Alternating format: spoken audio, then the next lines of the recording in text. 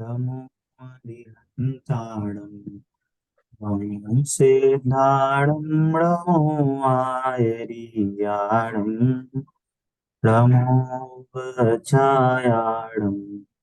रमोलोभे सौवसाहुरम्। हमारी मंगल शासन वन पे 12 भावना पे हमारी चर्चा चल रही थी, जिसमें हमने भावना का क्या अर्थ होता है, उसका शाब्दिक अर्थ क्या है, उसका मीनिंग क्या है, उसका भाव क्या है, इसके बारे में हमने समझा था, है ना? कि जो हमने अभी तक पढ़ा समझा, उसके बारे में हमने जो निर्णय किया है, 6 द्रव्य हैं, 7 तत्व है, पुण्य पाप है, इसका हम मनन चिंतन घोलन करते रहे, है ना?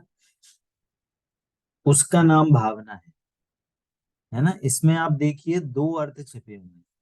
एक तो आपको याद है हमने स्वाध्याय का अर्थ समझा था, और स्वाध्याय में हमने 5 भेद करे थे, है ना? वाचना, प्रच्छना, अनुप्रेक्षा, आमनाय, धर्मोक्ति, वहां पे भी अनुप्रेक्षा वर्ड आया था, है ना? 12 भावनाओं का नाम द्वादश अनुप्रेक्षा भी, संस्कृत में इसको द्वादश अनुप्रेक्षा कहते हैं, भावना मतलब अनुप्रेक्षा, वहां पे भी वो वर्ड आया है ना? तो इसका मीनिंग है कि सारी चीजें कनेक्टेड हैं, हम हर चीज को अलग अलग नहीं गिने, पहली बात।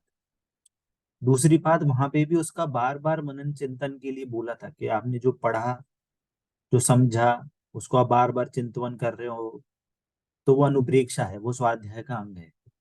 वैसे ही ये जो भावना है ना, ये भी वही चीज है कि हम जो चीज पढ़ रहे हैं, सुन रहे हैं, उसका बार बार चिंतन कर रहे हैं, बार बार उसका घोलन कर रहे हैं, अरे ऐसा है कि वैसा है, हमने तो ये समझा है, या हमने आज पूजा पढ़ी, पूजा की लाइन हम बार बार दोहरा रहे हैं, उसका सोच रहे हैं क्या वास्तव में जड़ द्रव्यों से मेरी भूख शांत होती है कि नहीं होती है ना? अब मतलब बात ये नहीं कि 24 घंटे चले, 1 घंटा चले, आधा घंटा चले, 15 मिनट चले, 2 घंटा, जितने भी चले, वो वास्तव में आपको एक कहना चाहिए वो धर्म चर्चा है, वो भी स्वाध्याय है, भले ही आप काम करते करते वो सारे काम कर, है ना? तो ये है भावना का, है ना? इसमें पहला पॉइंट ये, दूसरा पॉइंट ये है, भावना हमेशा हमारे को धर्म के रास्ते पे लेके जाती है। जिस भावना की हम बात कर, हम अभी ध्यान रूपी भावना की बात नहीं कर रहे, जो आर्थ रौद्र रौद्र ध्यान रूपी जो हमने चर्चा करी थी, है ना? पांचों पापों में आनंद मनाना, इष्ट इष्ट का वियोग, अनिष्ट के संयोग में दुख मनाना, तो ये नहीं है, ये धर्म ध्यान नहीं है, ये आर्थ रौद्र ध्यान है ना? परंतु जो हमने पढ़ा वो किसके लिए पढ़ा? कि शुद्धोपयोग के लिए, सम्यक दर्शन के लिए हम ये भावना कर रहे हैं, है ना? तो वो हमारा उद्देश्य हमारे को क्लियर होना चाहिए, बात समझ में आ रही है? और जिसने शुद्धोपयोग प्रकट कर लिया है, सम्यक दर्शन हो गया, तो वो उसकी पूर्णता के लिए ये भावना वापस से ये बोल, वो जीव भी इस भावना को बार बार उनका चिंतन करते हैं, तो ये भी हमें समझना है। ठीक है, समझ में आ रही है बात? अब आगे बढ़ते हैं। अभी इसमें किसी को कोई डाउट है? नहीं है? ठीक है, चलिए। तो हमने इसका जो इंट्रोडक्शन था क्लास का, चैप्टर का, उसका हमने वो पढ़ लिया था, अब आगे पढ़ते हैं। क्या बोल रहे हैं आगे? जयपुर में प्रतिभाशाली आत्मार्थी विद्वानों में पंडित जयचंद जी छाबड़ा का एक महत्वपूर्ण स्थान है। आपका जन्म जयपुर के 30 मील दूर डिग्गी मालपुरा रोड में स्थित फागई फागी ग्राम में हुआ था। आपके पिता का नाम मोतीराम जी छाबड़ा था। 11 वर्ष की अल्पायु में आपकी रुचि तत्व ज्ञान की तरफ हो गई थी। कुछ समय बाद आप फागई से जयपुर आ गए, जहां आपको वहाँ पंडित टोडरमल जी आदि का सत्समागम प्राप्त हुआ।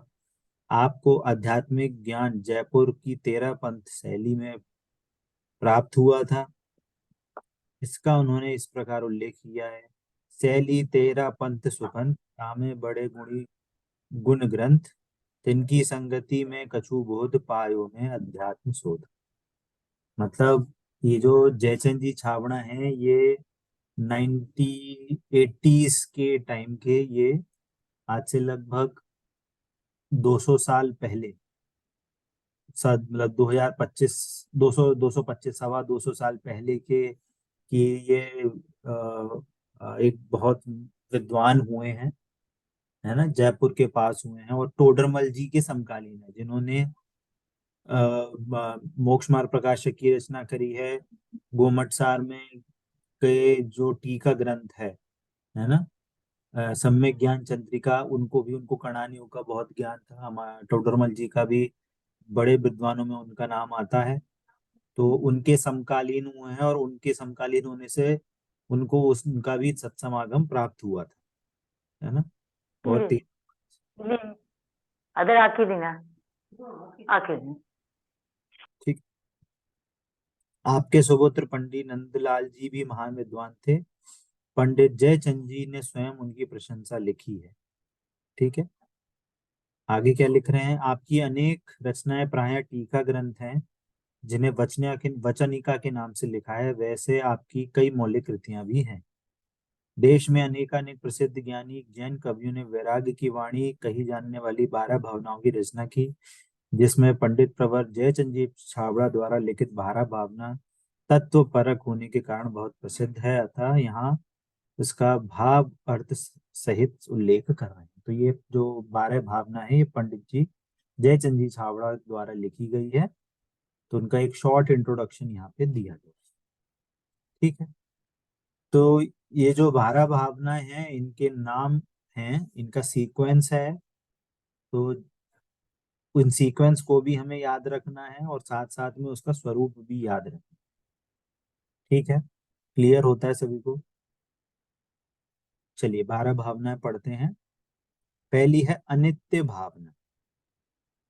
द्रव्य रूप करि सर्व थिर, परिजय थिर है कौन।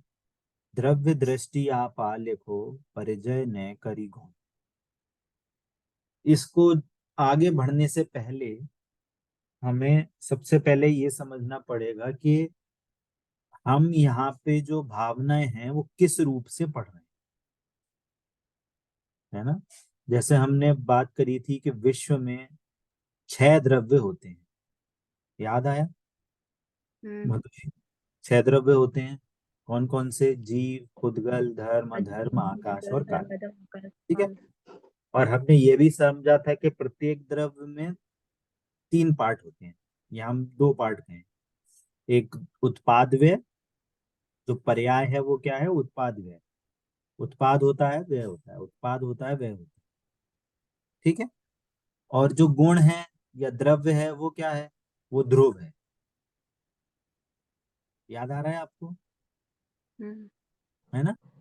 तो मतलब हर वस्तु में 2 पार्ट होते हैं, जिसको बोलते हैं द्रव्य पार्ट, द्रव्यात्मक पना, और दूसरा किसको कहते हैं? पर्यायात्मक, पर्याय रूप, है ना। एक द्रव्य रूप पार्ट है, एक पर्याय रूप पार्ट। पर्याय रूप पार्ट क्या होता है? वो हमेशा उसमें काम चलता रहता है। उत्पाद व्यय, उत्पाद व्यय, उत्पाद व्यय, उत्पाद व्यय, है ना। और जो द्रव्य रूप पार्ट है वो क्या रहता है? वो स्थिर रहता है, वो सदा एक रूप रहेगा, उसमें कोई चेंजेस नहीं हो, है ना। जिससे हमने उदाहरण लिए थे बहुत पहले, जैसे आम है ना। आम का एक अपन ने एग्जाम्पल लिया था। द्रव्य में क्या है? पहले छोटी निबोरी है, इतनी हुई, फिर इतनी हुई, फिर इतनी हुई, फिर इतनी बड़ी हो गई। तो ये क्या हुआ है? चेंज आ रही कि नहीं आ रही? छोटे से बड़ा हो रहा है, पर्याय बदल. पर्याय बदल रही है। पर जिसमें जो आमपना है वो विद्यमान द्रव्य रूप. है ना। जैसे कच्चा आम है, वो पके आम में चेंज हो रहा है। तो हमेशा ग्रीन से येलो की तरफ हमेशा पर्याय चेंज हो रही है। और जो उसमें एक आम पना है, तो आम ऐसा थोड़ी है कि वो भले ही ग्रीन से येलो हो रहा है तो वो केले का शेप ले लेगा, केले के रूप हो जाएगा। रहेगा तो आम की शेप में ही ना। आम का जो स्वरूप है, आम का जो तत्व है, आम का जो स्वरूप है, वो वैसे ही रहेगा। खट्टे से मीठा हो गया पर्याय, है ना। हरी से पीली हो गई। पर आम आम आम का जो सत्व है वो आम रूप ही रहेगा। समझ में आया? ऐसा। और जैसे हमने सोने का उदाहरण दिया था, हार है, हार का एक आकार है, हार को गला दिया, क्या बना दिया, चूड़ी बना दी, चूड़ी को गला के क्या बना दिया, अंगूठी बना दिया। इसमें क्या चेंज हो रहा है, उसका क्या है, पर्याय। आकार चेंज हो रही है, पर्याय चेंज हो रही है। पर जो सोनत्व है, सोना का जो स्वर्णत्व है, वो द्रव्य। चेंज होगा क्या, उसका भारीपन नहीं। चेंज हो जाएगा क्या, नहीं होगा, वो वैसे का वैसे ही रहेगा, है ना। तो पर्याय चेंज होती है, क्लियर हो रहा है आपको, पर्याय चेंज होती है। और ध्रुव का क्या रहता है, ध्रुव ध्रुव रूप रहता है। तो वैसे ही पहली लाइन में यही बोल, द्रव्य रूप करी सर्व, जो द्रव्य रूप जो पार्ट रहता है, कोई भी वस्तु हो, वो हमेशा स्थिर रहती है, कभी चेंज नहीं होती। और परिजय थिर है कौन, परिजय कहाँ थिर है, मतलब पर्याय हमेशा अस्थिर है। समझ में आ रही है बात। समझ में आ रही भैया जी। क्वेश्चन है कि इसमें हाँ अनित्य लिखना है आगे, हाँ, तो इस आ रहा हूँ उसी अनित्य पे यार, का। कि जो उत्पाद व्यय का मतलब होता है कि नित्य नहीं, तो पर्याय है ना, पर्याय कभी नित्य नहीं होती। नित्य मतलब जो हमेशा रहे, हम्म। पर्याय हमेशा चेंज होगी। समझ में आ रही है। जी। पर जो ध्रुव है, ध्रुव हमेशा नित्य है ना। हम्म। तो जो द्रव्य का जो ध्रुवपना है, द्रव जो हमेशा एक रूप रहता है, उसको नित्यता कहते हैं। और पर्याय में जो हमेशा उत्पाद व्यय चल रहा है, उसको अनित्यपना कहते हैं। वो नित्य नहीं है, वो अनित्य है। समझ में आ रही बात। जी। जैसे जैसे हाँ, आपका बेटा है या बेटी है, पहले कितनी सी थी, इतनी सी हाथ में आ जाती थी, फिर बड़ी हुई, 1 साल, 2 साल, 5 साल, 10 साल, 15 साल, 20 साल, बड़ी हो गई। बताओ, आप अपने बेटे को अपने उतना ही रहना चाहते हो, या उतना ही रहेगा आपके जैसे, आप हमेशा उसको रहो कि मेरे गोदी में ही रहे बेटा, ऐसा हो सकता है क्या, नहीं होगा। हम्म। या उसके लिए आप हो, आप पहले आप पहले क्या थे, 40 साल 30 साल के थे, फिर 40 साल हो गए, 50 साल हो गए, 60 साल हो गए। आपकी क्या है, एक एग्जाम्पल के रूप में समझ रहे हैं, ऐसे जीव और शरीर में कोई संबंध नहीं है, एक एग्जाम्पल समझ रहे हम्म। हैं। बेटा आपका चाहे कि आप हमेशा जवान रहो, आप बूढ़े नहीं हो, या बूढ़े हो जाओ, आप आपका मरण नहीं हो। किसी का ऐसा कभी देखा है कि हमेशा उसके माता पिता हमेशा नित्य हमेशा उसके साथ रहते हैं, ऐसा हो सकता है क्या, हम्म। नहीं हो सकता। तो इसका मतलब क्या है, कि ये जो जो पर्याय है, नित्य है। मनुष्य पर्याय है, ये अनित्य है।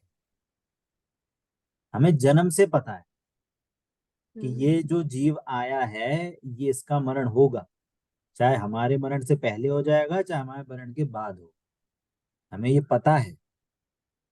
पर तो भी हम क्या एफर्ट डालते हैं कि ये नहीं, मरे नहीं, ये जिंदा रहे।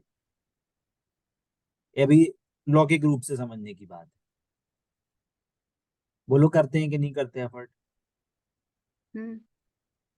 ये ही गलती हो रही, इसको कहते हैं अनित्य भावना, कि हम अनित्य वस्तु को हमेशा नित्य रखना चाहते हैं। ये सबसे बड़ी गलती। और जब वस्तु छूटती है, क्योंकि वो तो अनित्य है, मान लो आपने कोई कपड़े खरीदे, कपड़े क्या आपके हमेशा उसी रूप में रहेंगे क्या, कभी कटेंगे फटेंगे नहीं क्या, उनमें कभी दाग नहीं लगेगा क्या, बताइए। फेड हो जाएंगे धुल धुल के। धुलने हो, फट जाएं, किसी से चिट जाएं, कोई फाड़ दे, कैंची से कट जाए, कील से कट जाए, कुछ भी हो जाए, तो आपको पता है ना कि कपड़े फटेंगे, खराब होंगे। तो क्यों इतने एफर्ट करते हैं कि नहीं, कपड़े खराब नहीं, करते हैं नहीं करते। और जब वो कपड़े छूटते हैं तो देने में दिक्कत होती है, नहीं हमारा कपड़ा है हम नहीं देंगे। बहुत से लोग नहीं देते। हमारे बचपन के हैं, हम जब 5 साल के थे तब से हमारी पैंट रखी हुई है। करते हैं ऐसे लोग।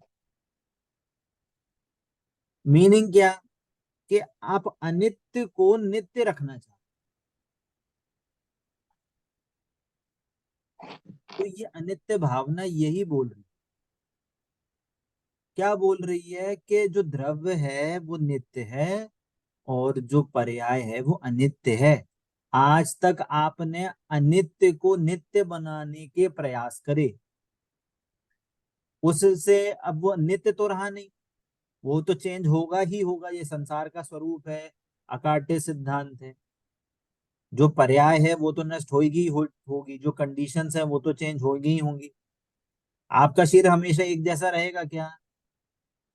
शरीर की अवस्था भी अनित्य है, कभी बुखार, कभी खांसी, कभी ये प्रॉब्लम, कभी वो प्रॉब्लम। ये भी क्या है, ये भी द्रव, ये भी अनंत पुद्गलों की पर्याय है। शरीर क्या है? अनंत पुद्गल और आत्मा की मिली जुली पर्याय है ये शरीर। शरीर की जो अभी अवस्था है, जिसको असमान जाति द्रव्य पर्याय बोलते हैं। दो डिफरेंट टाइप के द्रव्य मिलकर, जीव और पुद्गल मिलकर असमान जाति, सेम टाइप की जाति नहीं है दोनों की, असमान जाति द्रव्य पर्याय। तो ये भी क्या है, ये पर्याय है। कभी झुर्रियां आ गई, कभी आंखों से दिखाई नहीं दे रहा, कभी बाल सफेद हो गए, कभी चल नहीं पा रहे, कभी खांसी हो रही है, कभी खाना नहीं खा पा रहे, कभी सांस में दिक्कत आ रही है, कभी सुनने में दिक्कत आ रही है, कभी हाथ पैर ढीले हो रहे हैं, कभी हाथ पैर टाइट हो रहे हैं। ये क्या है? ये अलग अलग पर्याय हैं। अनित्य भावना क्या बता रही है हमको? आज तक हमने अनित्य को नित्य बनाने के एफर्ट करे हैं, और वस्तु जब चेंज होती है, नित्य तो है नहीं, अनित्य ही रहती है। अनित्यता को हम नित्य बनाने का प्रयास करते हैं तो हमें दुख होता है। होता है कि नहीं होता? हम्म। अभी ये दवाई खाएंगे, अभी कभी ये टॉनिक, कभी ये वाली सब्जी, कभी ये वाला डाइट प्लान, कभी ये कभी वो, और वो आपके कंट्रोल में है नहीं। समझ में आ रही है बात? हम्म। इससे क्या होता है? इससे हमें दुख होता है। उपाय क्या बता रहे हैं, कि द्रव्य दृष्टि आप आ ले।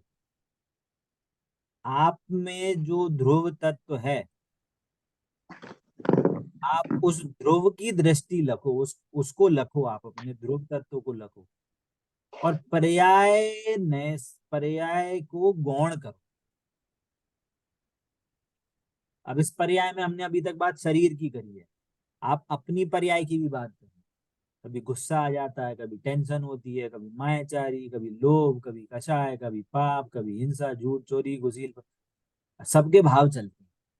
हम्म। अपन क्या समझते हैं, अरे यार फालतू में गुस्सा कर दी, अरे यार फालतू में इतनी टेंशन हो रही है, अरे कभी ऐसा कर लें, फिर कभी ऐसा कर लें। तो हम पर्याय रूप ही अपने को लगते रहते हैं, कि हम कितने खराब हैं, कैसे कैसे भाव आ जाते हैं। हम तो मंदिर में भी नहीं बैठ पाते ज्यादा देर, हम तो पूजा भी नहीं कर पाते, हम तो व्रत भी नहीं कर पाते। हम क्या समझते हैं, हम अपने आप को पर्याय रूप ही अपने को आज तक गिनते आ रहे हैं। समझ में आ रही है बात? पर यहाँ पे बोला क्या जा रहा है, कि द्रव्य दृष्टि आपा लखो, द्रव्य दृष्टि करो, पर्याय को गौण करो, पर्याय की दृष्टि नहीं करो। यहाँ पे ये नहीं बोला जा रहा पर्याय को हटाओ, दोनों में डिफरेंस है। पर्याय को हटाने में और पर्याय को गौण करने में जमीन आसमान का अंतर है। पर्याय को हटाने में नहीं बोल रहे, क्योंकि पर्याय तो वस्तु का पार्ट है। हम्म। पर्याय को आप वस्तु से हटा नहीं सकते, आपको उसको गौण करना है और द्रव्य दृष्टि करनी है। द्रव्य दृष्टि से सुख होता है। जैसे एक एग्जाम्पल है, मान लो आपके घर में शादी है, या आपके घर में कोई फंक्शन है, तो आपने सब लोगों को बुलाया है, समाज से अड़ोसी पड़ोसी दोस्त रिश्तेदार सब लोग आए। हुआ क्या, कि मान लो आपको किसी पर्टिकुलर किसी व्यक्ति से या किसी रिश्तेदार से आपकी अनबन है, या आपको व्यक्ति अच्छा नहीं लगता, वो आपको दिखा कि वो भी आए हैं, है ना। यदि आपकी पर्याय दृष्टि होगी तो क्या बोलोगे, ये क्यों आ गए, इनको किसने बुलाया, अभी प्रोग्राम खराब कर देंगे, अभी ये हो जाएगा, अभी वो हो जाएगा। होता है कि नहीं होता।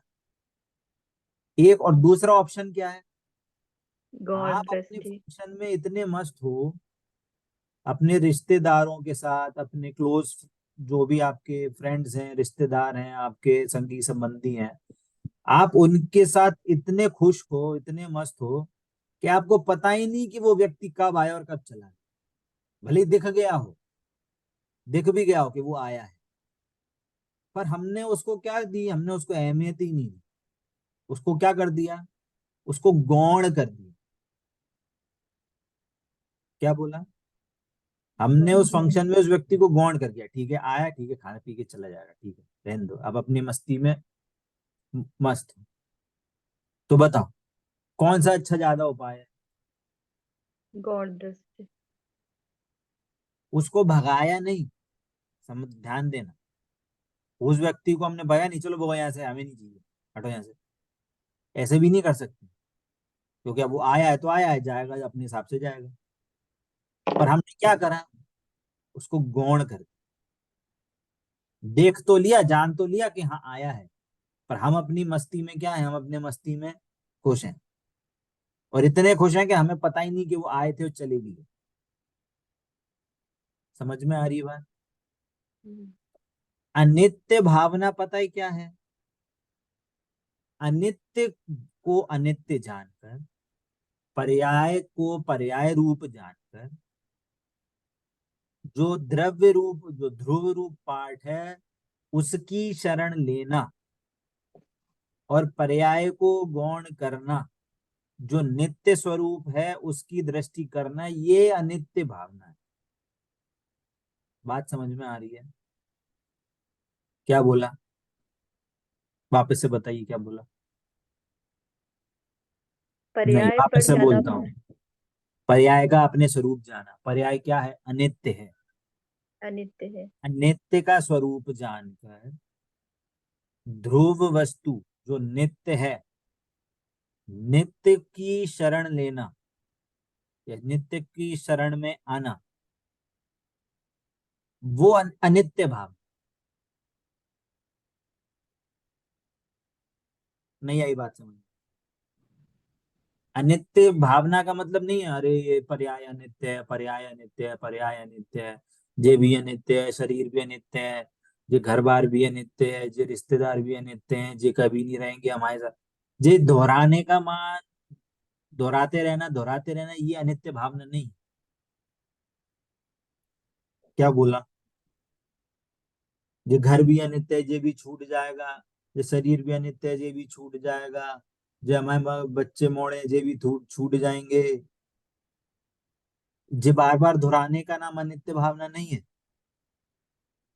अनित्य को अनित्य जानकर कि ये सब अनित्य हैं, तो फिर नित्य कौन है, कि मैं ध्रुव तत्व हूं, ये मैं नित्य स्वरूप हूं, मैं शुद्धात्मा, मैं ध्रुव हूं। तो हमको क्या, ये गुड न्यूज मिल गई, है ना। हमको ये गुड न्यूज मिल गई कि ये मैं नित्य हूं, तो मैं अपने आप को नित्य रूप से रखूंगा, तो पर्याय रूप गौण होने से मेरे को टेंशन नहीं होगी। जो पहले टेंशन होती थी कि ये पर्याय को नित्य रहना है, तो वो टेंशन नहीं होगी। जो शुद्धात्मा को जानकर कि ये नित्य है, तो नित्य को तो वापस से अब नित्य करना नहीं है। जो हमारे प्रयास चल रहे थे कि नित्य रहें हम सदा, वो तो अब अवॉइड करना नहीं है, क्योंकि शुद्धात्मा तो ऑलरेडी नित्य है। और बाकी सब जो अनित्य हैं, उनमें जो काम चल रहा है वो अनित्य रूप चल ही रहा है, तो हमें उसको कुछ करना ही नहीं है, वो अपने आप चेंज होता रहेगा। ये है अनित्य भाव। अनित्य का स्वरूप जानकर नित्य वस्तु जो है, नित्य तत्व जो है शुद्धात्मा, उसका आश्रय लेना, वो अनित्य भाव है। अब देखना, जो हमने नित्य का शरण में ली, या नित्य का हमने नित्य को अपना माना कि मैं नित्य स्वरूप हूं, तो उससे हुआ क्या? हुआ ये कि उससे जो हमें पहले टेंशन होती थी, क्या बोला, उससे जो पहले हमें टेंशन होती थी, वो टेंशन अब नहीं होगी। तो क्या होगा कि अब उससे आनंद होगा। आनंद होगा मतलब राग द्वेष उत्पन्न नहीं हो, हमें निश्चिंतता प्रकट हो जाएगी कि अब हमें कुछ करना नहीं है। हमें नित्य में अब कुछ एफर्ट नहीं करने। अनित्य में तो हम एफर्ट करते थे, मिथ्या एफर्ट करते थे, ये शरीर बना रहे, हमारे बाल बच्चे बने रहे। समझ में आ रही है बात? बट जब हमने अपने आत्मा को, शुद्धात्मा को नित्य समझा, तो अब हमें एफर्ट नहीं करने कुछ। तो अब हम क्या हो गए, हम निश्चिंत हो गए। और यह निश्चिंतपना ही वास्तव में धर्म है। ये है अनित्य भावना, जो आनंद प्रकट हुआ, निश्चिंतता प्रकट हुई। सेम है अशरण भाव। क्या बोल रहे हैं? शुद्धात्मा और पंचगुरु जग में शरणो दो। शुद्धात्मा और पंचगुरु वास्तव में ये ही शरण है। पूरे विश्व में ये दो ही शरण है। और मोह उदय जिए के व्यर्था आन कल्पना हो। मोह के उदय से जो हमारे मन में, हमारे ज्ञान में जो वृथा कल्पनाएं उत्पन्न होती हैं, वो दुखदायक, वो शरण नहीं है। है ना? अब यहाँ पे अब समझना है कि अब शरण भूत कौन है। पत्नी बच्चे दुकान मकान ये है क्या शरण भूत? पैसा शरण भूत है क्या? ये विचार करना चाहिए। बताओ, पैसे से धर्म होता है कि कर्म होता है? विचार करो।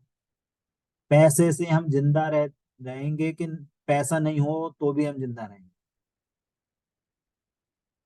बीमारी में पैसे की जरूरत है कि नहीं है? बताइए मधुरी। पैसा है तो धर्म कर पाएंगे कि नहीं कर पाएंगे? बिना पैसे के धर्म कर सकते हैं क्या? म्यूट हो आप।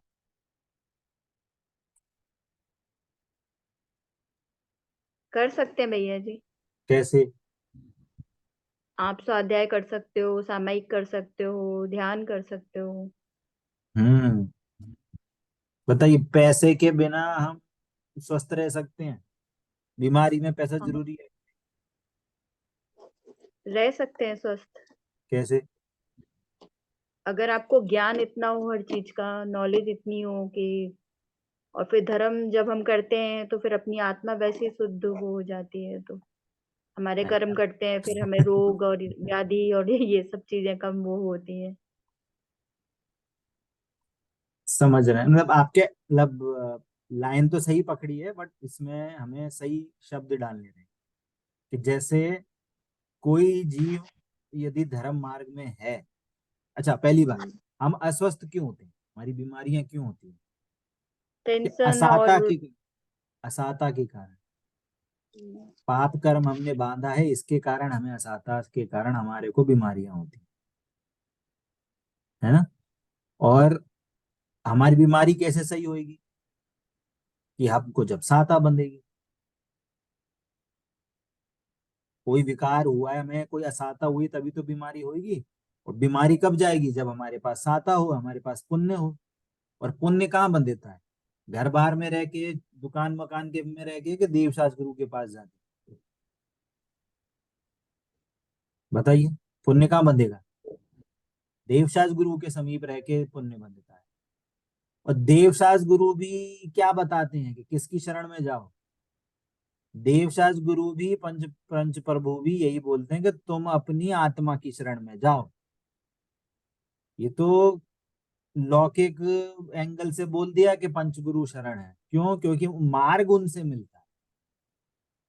शुद्धात्मा का मार्ग हमें पंच प्रभु से मिलता है, देवशास्त्र गुरु से हमें शुद्धात्मा का मार्ग मिलता है। पर वास्तव में शरणभूत कौन है? मतलब पंच प्रभु के शरण में जाएंगे, देवशास्त्र गुरु के शरण में जाएंगे, तो भी वो कहाँ बोलेंगे जाने को? तो वो भी यही बोलेंगे, तुम अपनी शुद्धात्मा के शरण में जाओ। तो ये है अशरण भावना। क्या अशरण शरण। भावना?